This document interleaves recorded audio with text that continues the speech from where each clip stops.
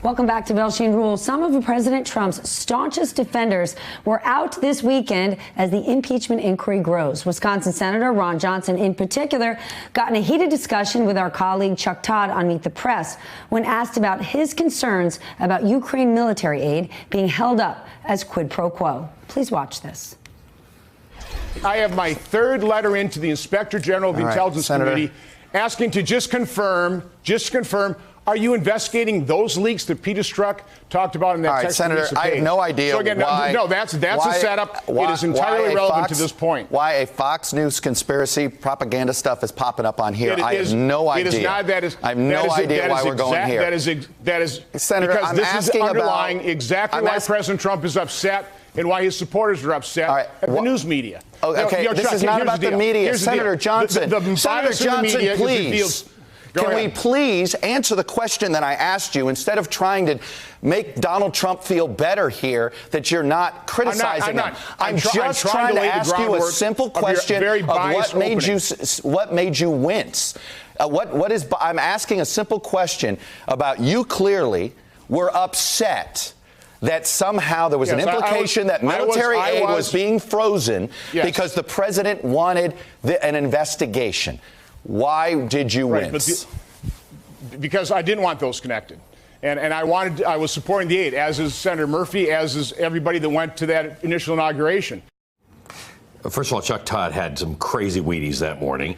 And secondly, crazy Wheaties. I mean, Ron Johnson, Chuck was getting to a very interesting point. Ron Johnson had been critical. He had winced. He said he winced when he heard about this information. Like any normal human would be, like at some point you have to get up in the morning and not say, I'm a Democrat or I'm a Republican. You have to say, that feels right or that feels wrong. It seems like Ron Johnson was on the right side of this equation when he first heard about it. And then I don't know what happens. What happens to people? Maybe Eugene knows.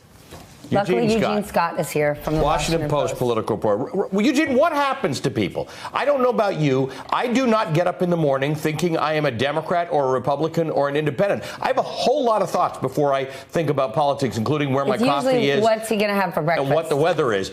How does this happen to people? So I think a couple of things perhaps have happened since the Democrats announced that they were going to pursue an impeachment inquiry. I think we know that the White House actually sent out talking points to Republican lawmakers and surrogates to defend the president's actions on TV. And I think what also came out is a message that says if you come out against the president in this moment, you have to not worry about the general election. You have to worry about the primary.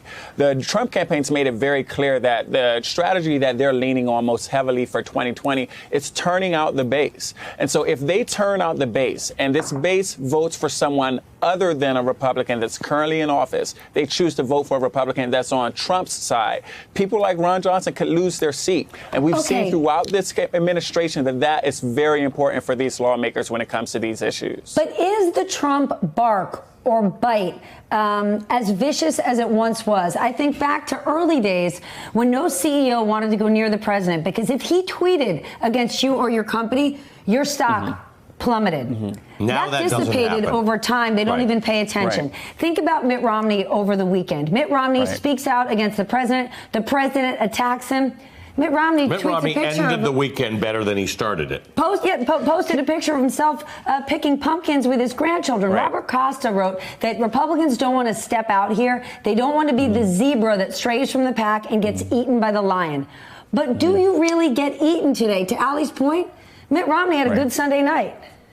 He did, but Mitt Romney is in a state where his own approval ratings are higher than President Trump's. And so there are different places where you can decide whether or not you're going to step out or where you can't. We know that a few of these states are swing states or states where Trump only won by a few percentage points. And so if these people want to stay in office, they need to stay behind Trump. We also do know, to your point earlier, that the Trump's bark or bite isn't as severe as it used to be.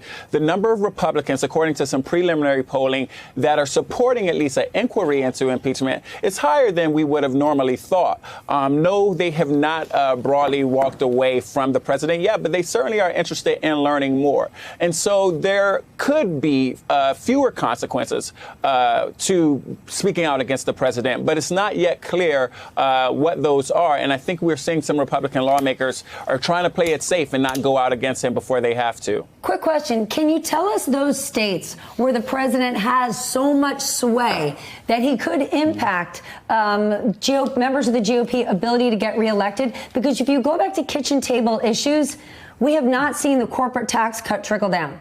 Little to nothing has happened on infrastructure on a federal level. Nothing has happened on gun control and on health care. We're now dealing with a lesser version of Obamacare, with the president was looking to repeal and replace. He hasn't replaced it with anything. So where exactly does the president have this sway that could impact lawmakers if they separated from him?